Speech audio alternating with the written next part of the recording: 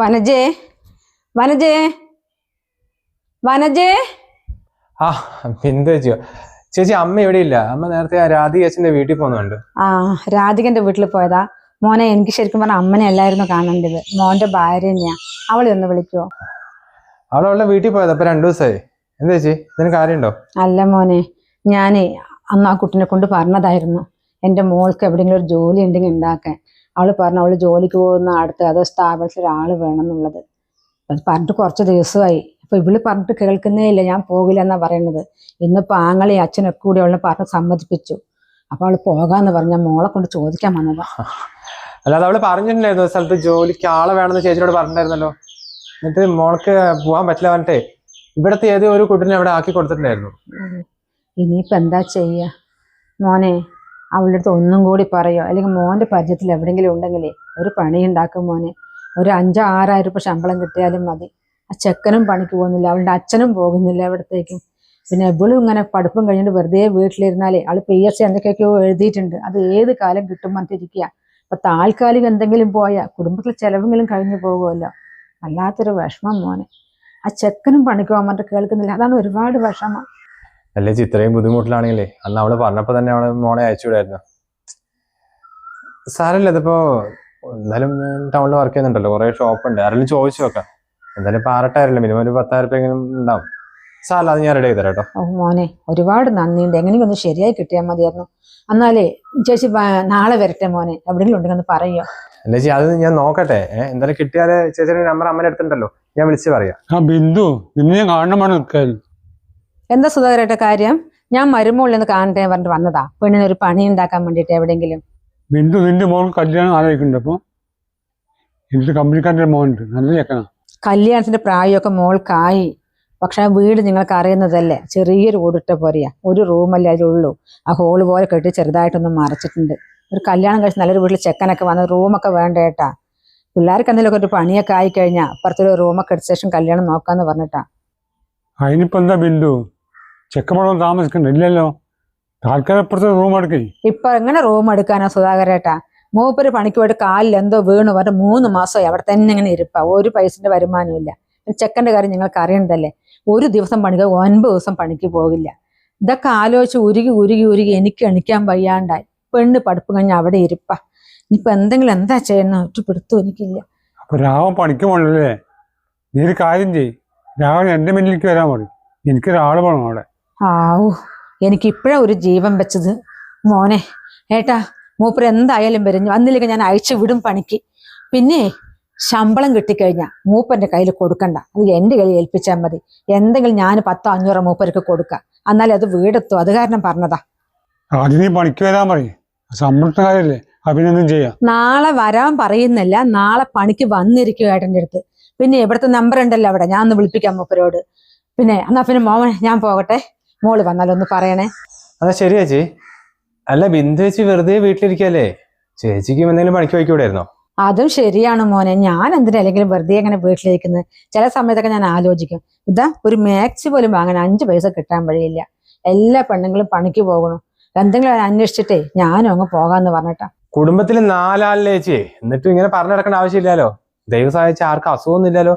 എല്ലാരും കൂടി പണിക്ക് പോയാൽ കുടുംബത്തിന്റെ അവസ്ഥ തന്നെ മാറില്ലേ? അത് ശരിയാ മോനെ. ഇപ്പൊ 4 ആളും വല്ല പണിക്ക് പോയിട്ടുണ്ടെങ്കിൽ 10,000 കിട്ടിയാലും മാസം 40,000 രൂപ വീടത്തില്ലേ? നല്ല വലിയ കുറിയോ എന്തൊക്കെ വെക്കാം. ഈ 1.5 സെന്റ് സ്ഥലത്തിൽ എത്ര കാലം ഇരിക്കും പറഞ്ഞിട്ടാ. ഈ പെൺകുട്ടിന്റെ കല്യാണം കഴിക്കണം, ചെക്കന്റെ കല്യാണം കഴിക്കണം.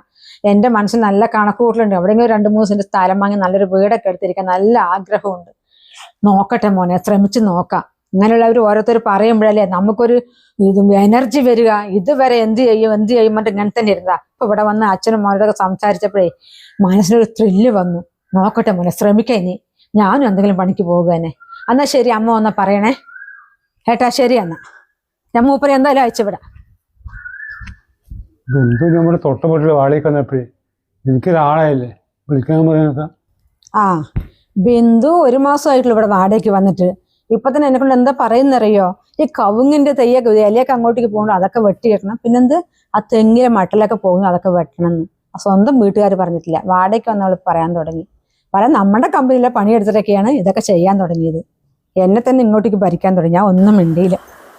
പറയാൻ പോണ്ട, മറ്റേ പണി വെട്ടി കൊടുക്കുക. നിങ്ങൾ എന്തൊക്കെയാ പറയുന്നത്? ഇനിയിപ്പോ അവൾ ഇവിടെയൊക്കെ മുറിക്കാൻ പറഞ്ഞാൽ നമുക്ക് ആ 2-3 കവുങ്ങ് ഒരു തെങ്ങല്ലേ ഉള്ളൂ, അതിനെയൊക്കെ മുറിച്ചിടാൻ പറ്റുമോ? ഇനിയിപ്പോ അവര് വീട് വിൽക്കുകയെന്നാ പറയുന്നത്. അതുപോലെ ലോൺ എന്തെങ്കിലും എടുത്ത് ഇവള് വാങ്ങിച്ചിട്ടുണ്ടെങ്കിൽ പിന്നെ മതി, നമ്മൾ ഈ വീടും വിറ്റ് എങ്ങോട്ടും പോകേണ്ടി വരും. ചില പണികൾക്ക് അങ്ങനെയാണ്. അവൻ്റെ അടുത്ത് ഒരു കുഴപ്പമില്ല, ആ മില്ലി പോലെ നല്ല പണിയെടുക്കുന്നു. അതൊക്കെ നല്ല കാര്യമാണ്. ഇപ്പൊ അവൻ നല്ലപോലെ പണിയെടുക്കുന്ന കാരണമാണല്ലോ ഇത്രയും ശമ്പളം നിങ്ങൾ കൂട്ടിക്കൊടുത്തത്. അതൊക്കെ കൊണ്ടാണല്ലോ അവർക്ക് ഇങ്ങനെയൊക്കെ ആകാനും പറ്റിയത്. അതൊക്കെ കാണുമ്പോൾ നമുക്ക് സന്തോഷം. നമ്മുടെ മില്ലിൽ പണിക്ക് വരുന്നത്, അപ്പൊ ഒരു വീട് ഇവിടെ വാടകയ്ക്ക് വന്നു, ചിലപ്പോൾ വാങ്ങുന്നൊക്കെ ആൾക്കാർ പറയുമ്പോഴേ അപ്പൊ നമുക്കൊരു സമാധാനമാണ്. പക്ഷെ എന്നിട്ട് നമ്മുടെ അടുത്ത് നിന്ന് അവൾ ഇങ്ങനെയൊക്കെ പറയുന്നതാണ് ഞാൻ എനിക്ക് സങ്കടമാകുന്നത്. നീ പറഞ്ഞ തന്നെ പറഞ്ഞ് നിൽക്കണ്ട, നിൽക്കാൻ ഞാൻ അവൻ്റെ അടുത്ത് സംസാരിക്കാം. രാഘവട്ടടുത്ത് പറഞ്ഞിട്ടൊന്നും കാര്യമില്ല, അയാൾ പറഞ്ഞാലൊന്നും അവള് കേൾക്കില്ല. എന്നിട്ട് വേണം നിന്റെ ഭർത്താവ് ഇങ്ങനെ പറഞ്ഞു പറ്റി എൻ്റെ അടുത്ത് പിന്നെയും വഴക്കിന് വരെ.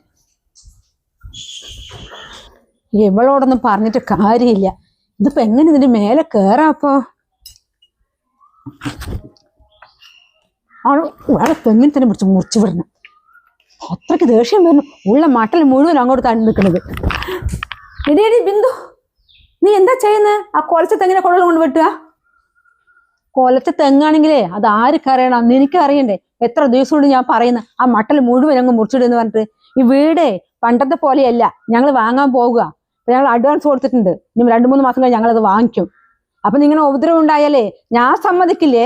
അവര് ഒന്നും പറയുന്നില്ല എന്ന് പറഞ്ഞിട്ട് അതുപോലെ ബിന്ദുവിനെ കണക്കാക്കണ്ട. നീ നന്നായിട്ട് കിട്ടും ബിന്ദുവിന്റെ അടുത്ത്.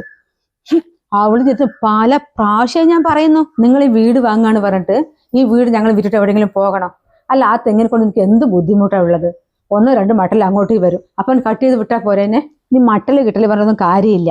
ഈ തെങ്ങിന്റെ പോക്ക് നോക്ക്, നേരെ അങ്ങോട്ടാ. ഇനിയിപ്പോ ഞങ്ങൾ വീട് വാങ്ങി രജിസ്റ്റർ കഴിയുമ്പോഴേക്കും ഞങ്ങളുടെ പുറകിലേക്ക് തെങ്ങ് ചായും. നീ ഒരു കാര്യം ചെയ്യ്, അടിയോടെ വെച്ച് മുറുക്കി. നീ മുറിക്കാണെങ്കിൽ ഞാൻ പഞ്ചായത്തിൽ പരാതി കൊടുക്കാം. ഓ, അപ്പൊ നീ അത്രത്തോളം ആയില്ലേ? നിന്റെ ഭർത്താവിന് ഒരു പണിയില്ല എന്ന് പറഞ്ഞ് കരഞ്ഞ് കാല് പിടിച്ച് കാരണമല്ലേ ഞങ്ങളുടെ മില്ലിൽ പണി കൊടുത്തത്? നിന്റെ മോൾക്കാണ് എന്റെ മരുമോൾ ഒരു ജോലി ഉണ്ടാക്കി കൊടുത്തു. എന്നിട്ട് ഞങ്ങളുടെ ഇതിന് കയറാൻ വരിക? അതിനെ നിങ്ങളുടെ മില്ലിൽ വെറുതെ എന്റെ ഭർത്താവ് നോക്കി ഇരുന്നിട്ടൊന്നുമല്ല ശമ്പളം കൊടുക്കുന്നത്. നല്ല പോലെ മൂപ്പരുടെ പണിയെടുക്കുന്നുണ്ട്, അതിനനുസരിച്ചുള്ള ശമ്പളം കൊടുക്കുന്നത്. എന്റെ കയ്യും കെട്ടി നോക്കിയിരിക്കുകയല്ല. പിന്നെ എന്റെ ഭർത്താവ് നിങ്ങളുടെ മില്ലിൽ വന്ന പിന്നെ നിങ്ങൾ എന്തെല്ലാം വാങ്ങി, എവിടെയൊക്കെ സ്ഥലം വാങ്ങി. മൂപ്പന്റെ ഭാഗ്യം കൊണ്ടാണ് നിങ്ങൾ ഇത്ര ഉയർച്ചയിൽ എത്തിച്ചത്, അതുകൂടി മറക്കണ്ട. അപ്പൊ നിന്റെ ഭർത്താവ് ഞങ്ങളുടെ മില്ലിൽ പണിക്ക് വന്ന കാരണമാണ് ഞങ്ങൾ സ്ഥലം വാങ്ങിച്ചല്ലേ? എന്നപ്പോ ഒരു കാര്യം ചെയ്യ്, നിന്റെ ഭർത്താവ് നാളെ മുതൽ ഞങ്ങളുടെ മില്ലിൽ പണിക്ക് വരണ്ട. പണിക്ക് വരണ്ടേ? ഞാനിപ്പോ തെങ്ങല്ലേ മുറിക്കാൻ പറഞ്ഞുള്ളൂ, പിന്നെ മില്ലിലെ കാര്യങ്ങളൊക്കെ നീയല്ലേ വലിച്ചിട്ടത്. ഞാൻ വല്ലതും പറയാൻ വന്നോ? എന്താ ബിന്ദുജി, എന്താ കൊടുവളൊക്കെ ആയിട്ട്? ആ മോനെ, അതെ, ഞാൻ അമ്മന്റെ അടുത്ത് പറഞ്ഞു അങ്ങോട്ട് വരുന്ന മട്ടൽ മുഴുവനും അങ്ങ് വെട്ടെ. എത്ര ഇന്റർവ്യൂ പറയുന്നത്, അമ്മ ചെയ്യുന്നേയില്ല, കാണുമ്പോൾ ഞാൻ പറയലുണ്ട്. പിന്നെ ഈ തെങ്ങ് നേരെ അങ്ങോട്ട് ചരിഞ്ഞിട്ടാ മോനെ വരുന്നത്. ഒന്ന് അടിയോടെ മുറിച്ചു വിടണേ. അല്ല ബിന്ദുജി, നിങ്ങൾ ആ വീടൊന്നും വാങ്ങിയിട്ടില്ലല്ലോ, വാടകയ്ക്കല്ലേ? ചിലപ്പോ നിങ്ങൾ വീട് വാങ്ങി വന്നിട്ട് എന്റെ ഈ വീടും കൂടി പൊളിക്കണം പറയാം നിങ്ങള്. വീട് പിന്നെ അന്ന് അങ്ങോട്ട് ചായയില്ലല്ലോ, ഈ തെങ്ങല്ലേ ചായന്ന്. ഇതിലെ കവുങ്ങിന്റെ ഇല മുഴുവൻ അങ്ങ് വെട്ടിവിടണം മോനെ. അത് അങ്ങോട്ടേക്ക് വരുന്നുണ്ട്, അത് ഉണങ്ങി അപ്പുറത്തേക്കാണ് വീഴുന്നത്. എന്തായാലും നമ്മൾ വീട് വാങ്ങും, അപ്പൊ അത് ഉറപ്പാ. അപ്പൊ അതിനനുസരിച്ച് നിങ്ങളൊന്ന് പരിമാറി. നിങ്ങൾ വേറെ ആൾക്കാരൊന്നും അല്ലാലോ. അപ്പൊ നിങ്ങളുടെ കമ്പനിയിലല്ലേ നമ്മൾ പണിയെടുത്തല്ലേ ഇതൊക്കെ ചെയ്യാൻ പറ്റിയത് നമുക്ക്. അപ്പൊ നിങ്ങളല്ലേ നമ്മൾ ഇതൊക്കെ ഹെൽപ്പ് ചെയ്യേണ്ടത്. ഓ, ആ ബോധം നിങ്ങൾക്ക് ഉണ്ടല്ലേ? അപ്പൊ നിങ്ങൾ എന്താ ചെയ്യേണ്ടത്? ഞങ്ങളോടല്ലേ കുറച്ചുകൂടി നന്നായിട്ട് പെരുമാറേണ്ടത്. വല്ലാത്ത ആൾക്കാരനെ. എന്റെ ചേച്ചി എന്തായാലും ആ തെങ്ങ് മുറിക്കില്ല, ആ കൂടി ഒന്നേ ഉള്ളൂ. എന്തെങ്കിലും പ്രശ്നം ഉണ്ടെങ്കിൽ ആ മട്ടൽ ഞാൻ മുറിച്ചു തരാം. ഇത് എന്താ സ്ഥലത്തിന്റെ കാര്യം പറഞ്ഞിട്ടല്ലോ? നിങ്ങളുടെ ഭർത്താവ് ഇവിടെ പണിയെടുത്തിട്ടാണോ സ്ഥലം മേടിച്ചത്? 10-30 കൊല്ലം ചേച്ചി ആ മില്ല്. നിങ്ങളുടെ ഭർത്താവ് പണിയെടുക്കാനായിട്ട് കുറച്ചല്ലേ ആയിട്ടുള്ളൂ. ഇനിയിപ്പോ നിങ്ങളുടെ ഭർത്താവ് പണിയെടുത്തിട്ടാണ് ഞങ്ങൾക്ക് ഇത്രയും സൗകര്യങ്ങൾ ഉണ്ടെന്ന് നിങ്ങൾക്ക് തോന്നുന്നെങ്കിൽ ഒരു കാര്യം ചെയ്യും, ഭർത്താവിനോട് ഇനി മുതൽ അച്ഛന്റെ മില്ലിൽ പണിയെടുക്കേണ്ട പറയും. നിങ്ങൾ എന്താ അമ്മയും മോൻ ഇങ്ങനെ സംസാരിക്കുന്നത്? നിങ്ങളുടെ മില്ലിൽ പണിയില്ലെങ്കിൽ ആഘോഷം ഇടിഞ്ഞ് അങ്ങ് പോകില്ല. നിങ്ങളുടെ മില്ലിലെ പണി ഇനി വേണ്ട ഞങ്ങൾക്ക്. എന്തായാലും തെങ്ങ് മുറിക്കണം. എന്താ മാസ്റ്റർ ഇങ്ങനെ പറഞ്ഞിട്ട് പോകുന്നത്? ഒരു നന്ദിയില്ലാത്തവരാണല്ലേ. കുറെ കാലം ഇവിടെ നിന്ന് കരഞ്ഞ് കാല് പിടിച്ചതാ. അപ്പൊ ഞാനാ പറഞ്ഞത് കുടുംബത്തിൽ എല്ലാവരും പണിക്ക് പോയി അവന്റെ അവസ്ഥയെ മാറുന്നത്. അന്ന് നല്ല മോനാണെന്നൊക്കെ പറഞ്ഞിട്ട് പോയ ആൾക്കാരാ. വല്ലാത്ത സ്വഭാവം തന്നെ. എന്തായാലും അമ്മ അവരോട് അധികം ഇത് വേണ്ട കേട്ടോ. ഒരു മട്ടല്ല, അത് ഞാൻ മുറിച്ചു കൊടുക്കാം. തെങ്ങ് മുറിക്കണത്ര മതി. അവളോടുള്ള ലോഗ്യം ആരിന് വെക്കാനാ? ഒരുപാട് അടുത്തപ്പോഴല്ലേ ശരിക്കും സ്വഭാവം എന്താണെന്ന് അറിഞ്ഞത്. ഇനിയിപ്പോൾ അവളുടെ ഭർത്താവ് നമ്മുടെ മില്ലിൽ പണിക്ക് വന്നിട്ട് നമ്മൾ സ്ഥലം വാങ്ങിയ സങ്കടം വേണ്ട. മതി, നാളെ വിളിച്ചിട്ട് പണിക്ക് വരണ്ട പറയുന്നത് അച്ഛൻ്റെ അടുത്ത് ഞാൻ പറയാം. സുഖേട്ടാ, സുഖേട്ടാ. ആ രാഘവേട്ടനാ, മൂപ്പര് ഇവിടെ ഇല്ല, തിരുവങ്കൂര് പോയിരിക്കുക. എന്നെ എന്തിനു പണിക്ക് വേണ്ടാവുന്നു? ഞാൻ എന്ത് തെറ്റ് ചെയ്തു? രാഘവേട്ട, നിങ്ങൾ ഒരു തെറ്റും ചെയ്തിട്ടില്ല. നിങ്ങൾ ഞങ്ങളുടെ മില്ലിൽ വന്ന പിന്നെ ഞങ്ങൾക്ക് നല്ലൊരു സമാധാനമായിരുന്നു.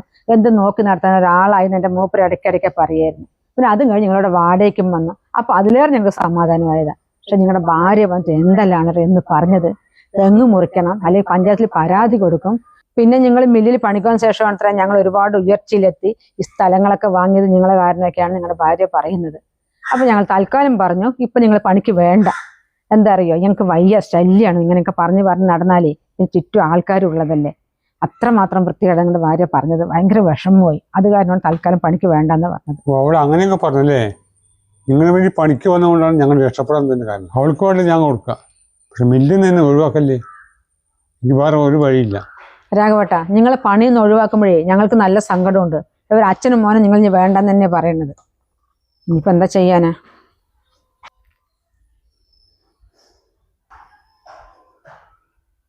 രാഘവട്ട,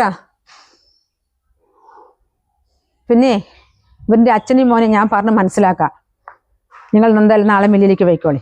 പക്ഷെ നിങ്ങളുടെ ഭാര്യയുടെ അടുത്ത് നിന്ന് ആദ്യം പറഞ്ഞ് മനസ്സിലാക്കും കേട്ടോ, ഇത്രയും വിഷമങ്ങൾ നിങ്ങളുടെ വീട്ടിലുണ്ട് എന്നുള്ളത്.